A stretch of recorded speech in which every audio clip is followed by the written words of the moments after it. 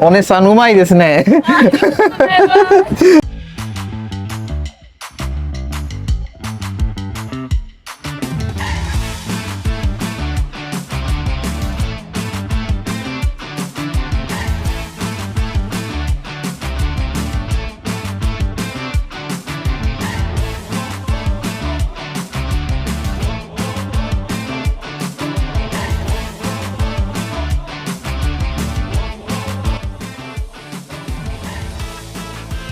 অনেক বছর আগের কথা, টোকিওতে এডো পিরিয়ডের সময় হঠাৎ করে টোকিও শহরে আগুন লেগে যায়।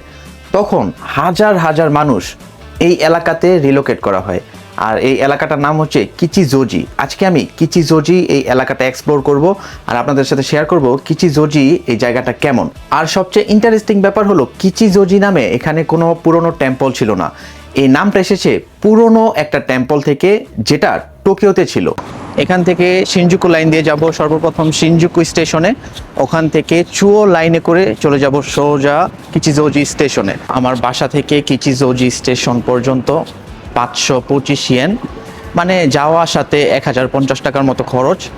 সো যেহেতু একটা ব্লগ করতেছি, এখানে টাকা আসলে ম্যাটার করে না, আপনাদের ভালোবাসাই সব। সো গাইজ, আমি ওই দিন বাসে ওঠার সময় টাকা রিচার্জ করছিলাম। চলুন যাওয়া যাক। গাইজ, মাত্র শিনজুকুতে আসলাম। শিনজুকুতে আসার পরে চুয়ো লাইন খুঁজতে খুঁজতে মাথা মানে পুরো গরম হয়ে গেছে। অবশেষে পেছনে চুয়ো লাইন পাইছি।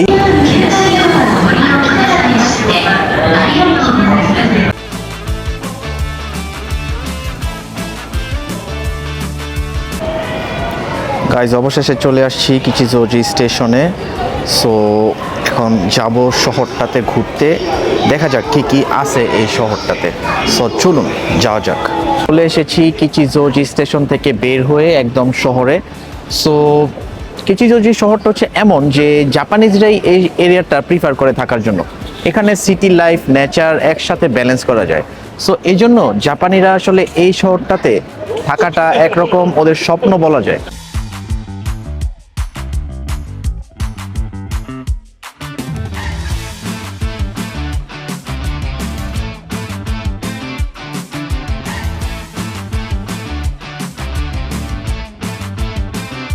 গাইস, কিচিজোজির অ্যালিগুলোতে এমন কিছু ক্যাফে আছে যেগুলো দেখতে পুরনো মনে হলেও এগুলা কিন্তু ভেতরে একদম আলট্রা অ্যাস্থেটিক। এখানে জাপানিজ ড্রামা, ইন্ডিয়ান মুভির শুটিং পর্যন্ত করা হয়।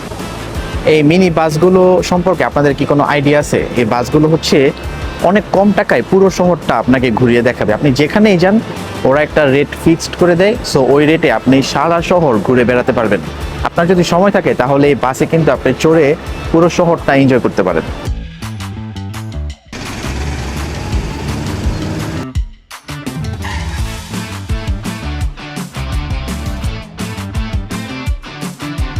টোকিওর রেসিডেন্সিয়াল এলাকাগুলোর মধ্যে কিচিজোজি হচ্ছে অন্যতম। এটা অনেক বছর ধরে শান্তিপ্রিয় জায়গা হিসেবে পরিচিত। আপনি যদি টোকিওতে উইদাউট স্ট্রেস থাকতে চান তাহলে কিচিজোজি হচ্ছে আপনার জন্য বেস্ট ডিসিশন। এটা হচ্ছে কিচিজোজির সবচেয়ে ফেমাস শপিং স্ট্রিট। স্টেশন থেকে বের হয়ে এই রাস্তা শুরু, মানে টোকিওর ক্যাওটিক ভাইব না পেয়েও ফুল এনার্জেটিক ফিলিং পাওয়া যায়। রেইন হলেও মানুষ কমফোর্টেবলি শপিং করতে পারে, কারণ পুরো রাস্তার উপরে রুফ কভার আছে। জাপানে এই ধরনের কভার শপিং স্ট্রিটকে শোতেনগাই কালচার বলে। আমি অলমোস্ট প্রায় 10 মিনিট ধরে হাঁটতেছি। সো এতটাই লম্বা এই জায়গাটা। গাইজ, আমার মনে আছে আমি যখন স্টুডেন্ট ছিলাম তখন হচ্ছে যে 1500 ইয়েন দিয়ে এরকম একটা শোদেনগা টাইপ জায়গা থেকে জুতা কিনছিলাম। সো এই জায়গাটা হচ্ছে খুবই বিখ্যাত। এটা হচ্ছে যে সান রোডের শোদেনগা। এখানে আপনি সব কিছুই অলমোস্ট পাবেন বলা যায়। আর জায়গাটাও দেখতে কেমন যেন একটা ভিনটেজ টাইপ একটা ভাইব আছে। এই শোদেনগার ভেতরে দুই পাশে অনেক দোকান থাকে, জাপানিজ ব্র্যান্ড থেকে শুরু করে আপনি লোকাল দোকান সব কিছু পাবেন এই শোদেনগার ভেতরে। আপনি যদি লো প্রাইসে কোনো কিছু কিনতে চান তাহলে এখান থেকেও কিন্তু আপনি শপিং করতে পারেন। গাইজ, এই কিচিজোজি শহরটাতে এসে আমার মনে হচ্ছে যে আমি জাপানে না অন্য কোনো একটা দেশে চলে এসেছি, কারণ এখানকার ভাইবটাই পুরো অন্যরকম। টোকিওতে যেমন সারাদিন ব্যস্ত, মানে সারাদিন সবাই সবসময় কাজ করে, এখানে আপনি কিন্তু পিসফুল একটা ভাইব পাবেন। সবাই রিল্যাক্স মুডে হাঁটতেছে, সবাই কানে এয়ারফোন, অন্য একটা জগতে। আর আমিও যেহেতু ব্লগ করতে এসেছি, আমি আমার জগতে, ওরা ওদের জগতে। সো দেখি আর কি কি আছে এখানে। গাইস, আজকে যে রোদ পড়ছে, সো এই রোদে আপনাদের জন্য ব্লগ করতে এসে গলা একেবারে শুকিয়ে গেছে। সো হাঁটতে হাঁটতেই পেছনে পেয়ে গেছি চা। এখানে লেখা আছে যে চা বার, কিন্তু আপনি যদি ভাবেন এটা বাংলাদেশি তাহলে কিন্তু ভুল করবেন। এটা হয়তো বা জাপানিজ স্টাইলের কোনো চা বার হতে পারে। সো চলুন যাওয়া যাক, আর আমি দেখি এটার টেস্টটা কেমন আসলে।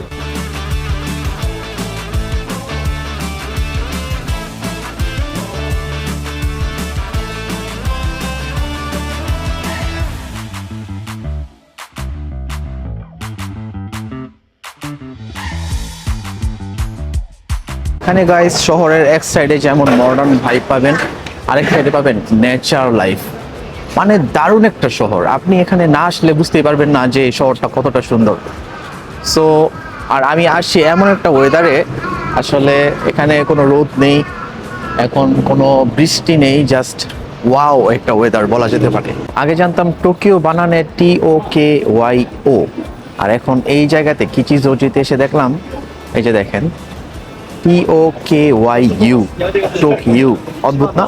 শহরটাতে ঘুরতেছি আর ভাবতেছি আমাদের এই বাংলাদেশটা কবে এই শহরটার মতো সুন্দর হবে।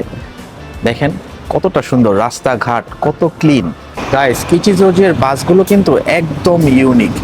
আর বাম পাশে হচ্ছে যে বিরাট বড় একটি ইউনিক্লো। সো এখানে যত ড্রেস আছে বেশিরভাগই কিন্তু বাংলাদেশ থেকে আসে। বাংলাদেশে যেটা 1000 টাকা, এখানে সেটা 5000 টাকা। সো বুঝতেই পারতেছেন, আমাদের বাংলাদেশ যদি আসলে পোশাক শিল্পে উন্নত করতে পারে তাহলে কিন্তু আমরা জাপানের মতোই এগিয়ে যেতে পারবো। গাইস, বৈশা বৈশা ফোনে স্ক্রল করতেছি আর কিচিজোজি সম্পর্কে একটু জানার চেষ্টা করতেছিলাম। আর হাতে আছে হোজি মিল্ক টি। গাইজ, অনেক সার্চ করার পরে খুঁজে পাইছি হারমোনিকা ইয়োকোচো। সো দ্বিতীয় বিশ্বযুদ্ধের পরে এটা ব্ল্যাক মার্কেট হিসেবে পরিচিত ছিল, কিন্তু এখন সেটা টিনি বার, ফুড স্ট্রিটে পরিণত হয়েছে। টোকিওতে এখনো রাত হলে অনেক দোকান সাইলেন্ট হয়ে যায়, কিন্তু এখানে রাত হলেও চিল একটা ভাইব পাবেন। স্মল ইজাকায়া, দেন হচ্ছে যে মানে লোকাল একটা ক্রাউড ভাইব থাকে এখানে। আপনি এখানে রাতে আসলেও কিন্তু টোকিও রিয়েল সিটি ভাইব পাবেন। অনেকেই জানে না জাপানের legendary animation company studio Ghibli এই কিচিজোজির পাশেই। আপনারা জানেন আমার বন্ধু তোতোরো, আমি ফেসবুকে কয়েকবার ছবি দিয়েছিলাম আমার বন্ধু তোতোরো আর হচ্ছে যে স্পিরিটেড ওয়ের ভাইব এই সিটি নেচার দেখে কিন্তু ইন্সপায়ার্ড হয়ে বানানো। সো গাইস, কিচিজোজি নিয়ে তো অনেক কথা বললাম, আশা করি এই ভ্লগটা আপনাদের সবার ভালো লেগেছে। দেখা হবে নেক্সট ব্লগে, সবাই সে পর্যন্ত ভালো থাকবেন। আমি হাসান এমডি রাকিবুল, এখন টোকিও থেকে জানা।